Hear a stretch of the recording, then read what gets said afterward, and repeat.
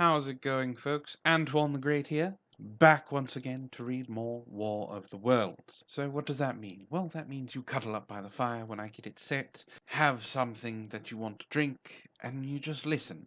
Now, we last left off on Chapter 4 with the Martians just coming out of the cylinder. So we're going to move on to the next one, where it's called the Heat Ray. After the glimpse I had had of the Martians emerging from the cylinder in which they had come to the Earth from their planet, a kind of fascination paralyzed my actions. I remained standing knee-deep in the heather, staring at the mound that hid them. I was a battleground of fear and curiosity. I did not dare go back towards the pit, but I felt a passionate longing to peer into it. I began walking, therefore, in a big curve, seeking some point of vantage and continually looking at the sand heaps that hid these newcomers to our Earth. Once a leash of thin black whips, like the arms of an octopus, flashed across the sunset, and was immediately withdrawn, and afterwards a thin rod rose up, joint by joint, bearing at its apex a circular disc that spun with a wobbling motion. What could be going on there? Most of the spectators had gathered in one or two groups, one a little crowd towards Woking, and the other a knot of people in the direction of Chobham. Evidently they shared my mental conflict. There were few near me. One man I approached. He was, I perceived, a neighbour of mine, though I did not know his name, and accosted. But it was scarcely a time for articulate conversation. "What ugly brutes!" he said. "Good God, what ugly brutes!" He repeated this over and over again. "Did you see the man in the pit?" I said. But he made no answer to that. We became silent and stood watching for a time side by side, deriving, I fancy, a certain comfort in one another's company. Then I shifted my position to a little knoll that gave me an advantage of a yard or more of elevation, and when I looked for him presently he was walking towards Woking. The sunset faded to twilight before anything further happened. The crowd far away on the left, towards Woking, seemed to grow, and I heard now a faint murmur from it. The little knot of people towards Chobham dispersed. There was scarcely an intimation of movement from the pit.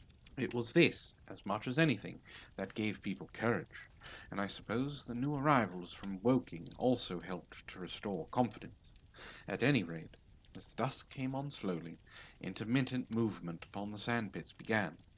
A movement that seemed to gather force as the stillness of the evening about the cylinder remained unbroken. Vertical black figures in twos and threes would advance, stop, watch, and advance again, spreading out as they did so in a thin, irregular crescent that promised to enclose the pit in its attenuated horns. I, too, on my side, began to move towards the pit. Then I saw some cabmen and others had walked boldly into the sandpits, and heard the clatter of hoofs and the gride of wheels. I saw a lad trundling off the barrow of apples, and then, within 30 yards of the pit, advancing from the direction of Horsham, I noted a little black knot of men, the foremost of whom was waving a white flag. This was the deputation. There had been a hasty consultation, and since the Martians were evidently, in spite of their repulsive forms, intelligent creatures, it had been resolved to show them, by approaching them with signals, that we too were intelligent. Flutter, flutter went the flag, first to the right, then to the left. It was too far for me to recognize anyone there, but afterwards I learned that Ogilvy, Stent, and Henderson were with others in this attempt at communication. This little group had in its advance dragged inward, so to speak, the circumference of the now almost complete circle of people, and a number of dim black figures followed it at discreet distances. Suddenly there was a flash of light, and a quantity of luminous greenish smoke came out of the pit in 3 distinct puffs, which drove up, one after the other, straight into the still air. This smoke, or flame perhaps would be a better word for it, was so bright that the deep blue sky overhead and the hazy stretches of brown common towards Chertsey, set with black pine trees, seemed to darken abruptly as these puffs arose, and to remain the darker after their dispersal. At the same time a faint hissing sound became audible. Beyond the pit stood a little wedge of people with the white flag at its apex. Arrested by these phenomena, a little knot of small vertical black shapes upon the black ground. As the green smoke arose, their faces flashed an out-pallid green, and faded again as it vanished. Then slowly the hissing passed into a humming, into a long, loud, droning noise. Slowly humped shapes rose out of the pit, and the ghost of a beam of light seemed to flicker out from it. Forthwith flashes of actual flame, a bright glare leaping from one to another, sprang from the scattered group of men. It was as if some invisible jet impinged upon them and flashed into white flame. It was as if each man was suddenly and momentarily turned to fire. Then, by the light of their own destruction, I saw them staggering and falling, and their supporters turning to run. I stood staring, not as yet realizing that this was death leaping from man to man in that little distant crowd, as I felt that it was something very strange, an almost noiseless and blinding flash of light, and a man fell headlong and lay still. And as the unseen shaft of heat passed over them, pine trees burst into fire, and every dry furze bush became one dull thud of mass and flames, and far away towards Knapp Hill I saw these flashes of trees and hedges and wooden buildings suddenly set alight. It was sweeping round swiftly and steadily, this flaming death, this invisible, inevitable sword of heat. I perceived it coming towards me by the flashing bushes it touched, and was too astounded and stupefied to stir. I heard the crackle of fire in the sandpits and the sudden squeal of a horse that had suddenly stilled. Then it was as if the invisible yet intensely heated finger were drawn through the heather between me and the Martians, and all along a curving line beyond the sandpits the dark ground smoked and cracked. Something fell with a crash far away to the left where the road from Woking Station opens out on the common. Forthwith the hissing and humming ceased, and the black, dome-like object sank slowly out of sight into the pit. All of this happened with such swiftness that I stood motionless, dumbfounded and dazzled by the flashes of light. Had the death swept through a full circle, it must inevitably have slain me in my surprise. But it passed and spared me, and left the night about me suddenly dark and unfamiliar. The undulating commons seemed now dark almost to blackness, except where its roadways lay grey and pale under the deep blue sky of the earthly night. It was dark and suddenly void of men. Overhead the stars were mustering, and in the west the sky was still pale, bright, almost greenish blue. The tops of the pine trees and the roofs of Horsell came out sharp and black against the western afterglow.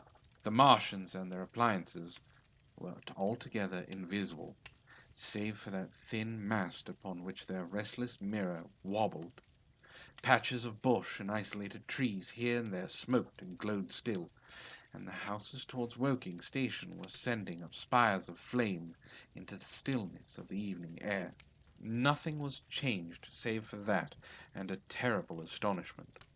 The little group of black specks with the flag of white had been swept out of existence, and the stillness of the evening, so it seemed to me, had scarcely been broken. It came to me that I was upon this dark common, helpless, unprotected, and alone. Suddenly, like a thing falling upon me from without, came fear. With an effort I turned and began a stumbling run through the heather. The fear I felt was no rational fear, but a panic terror not only of the Martians, but of the dusk and stillness about me. Such an extraordinary effect in unmanning me it had that I ran weeping silently as a child might do.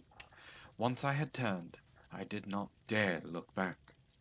I remember I felt an extraordinary persuasion that I had been played with, that presently, when I was upon the very verge of safety, this mysterious death, as swift as the passage of light, would leap after me from the pit about the cylinder and strike me down. Well then, I do think that we should probably continue. What do you think? Move on to chapter 6? Sure, I agree. This is a little bit too delectable to not continue. Chapter 6. The Heat Ray in the Chobham Road. It is still a matter of wonder how the Martians are able to slay men so swiftly and so silently. Many think that in some way they are able to generate an intense heat in a chamber of practically absolute non-conductivity. This intense heat they project in a parallel beam against any object they choose, by means of a polished parabolic mirror of unknown composition, much as the parabolic mirror of the lighthouse projects a beam of light. But no one has absolutely proved these details. However it is done, it is certain that a beam of heat is the essence of the matter. Heat, and invisible instead of visible light. Whatever is combustible flashes into flame at its touch. Lead runs like water, it softens iron, cracks and melts glass, and when it falls upon water, incontinently that explodes into steam. That night nearly 40 people lay under the starlight above the pit, charred and distorted beyond recognition. And all night long the common from Horsell to Maybury was deserted and brightly ablaze. The news of the massacre probably reached Chobham, Woking, and Ottershaw about the same time. In Woking the shops had closed when the tragedy happened, and a number of people, shop people and so forth, attracted by the stories they had heard, were walking over the Horsell Bridge and along the road between the hedges that runs out at last upon the common. You may imagine the young people brushed up after the labours of the day, and making this novelty, as they would make any novelty, the excuse for walking together and enjoying a trivial flirtation. You may figure to yourself the hum of voices along the road in gloaming. As yet, of course, few people in Woking ever knew that the cylinder had opened, though poor Henderson had sent a messenger on bicycle to the post office with a special wire to the evening paper.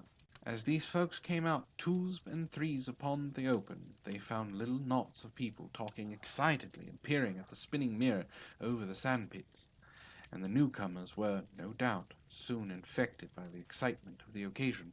By 8:30, when the deputation was destroyed, there may have been a crowd of 300 people or more at this place, besides those who had left the road to approach the Martians nearer. There were 3 policemen, too, one of whom was mounted, doing their best, under instructions from Stent, to keep the people back and deter them from approaching the cylinder.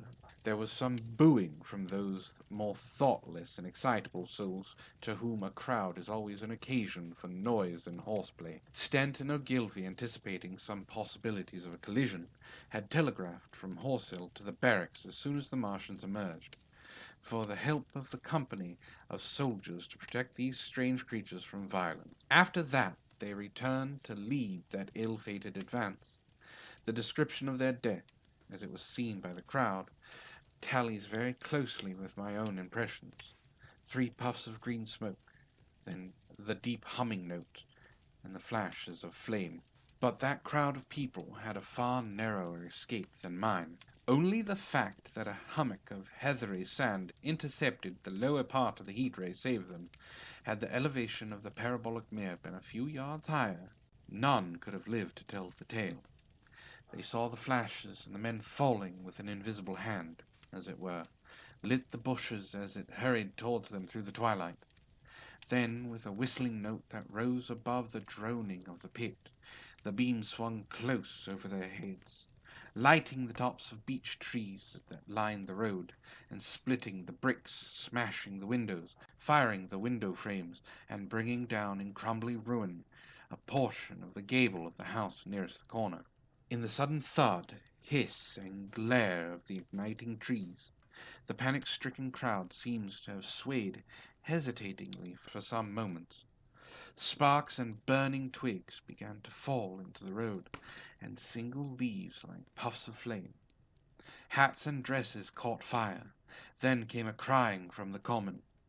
There were shrieks and shouts, and suddenly a mounted policeman came galloping through the confusion with his hands clasped over his head, screaming.